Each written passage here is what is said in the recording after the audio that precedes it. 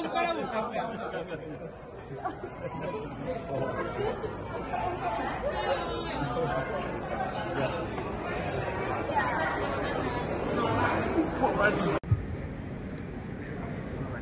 ya. Iya, baik. Luar biasa, pertemuan luar biasa, tepuk tangannya dulu dong. Kembali dengan Ibu-Ibu Yusuf ya. Ya tentunya Bapak Ibu yang berbahagia, seperti diamanatkan bahwasanya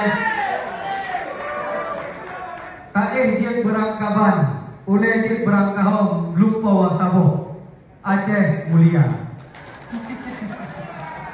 Dan Aceh Mulia, Bapak Ibu ya. Aceh bukan yang terhormat di sini Wena Kerja Aceh Merdeka yang kamu setia moderi kok diterima perdamaian dengan udah berjuang secara politik.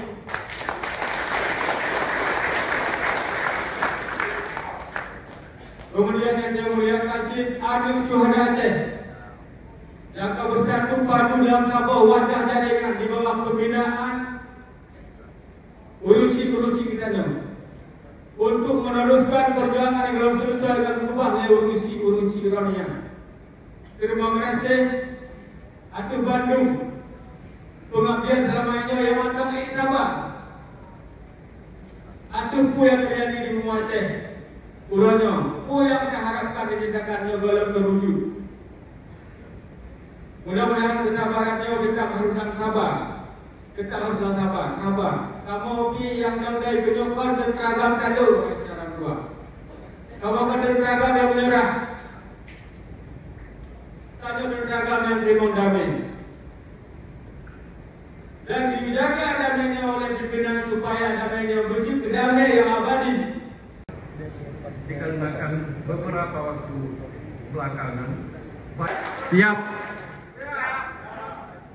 Wabra pelopet bulan sekurang mesti tanya cok kuasa gerol. Baru wujud tak buka dumpu perkara gerol.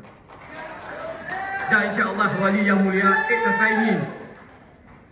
Yang penting Provinsi Aceh kita umat.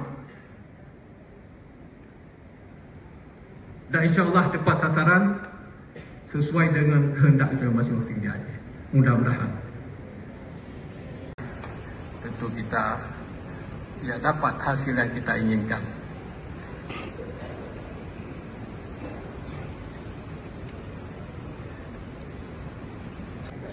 Dan semoga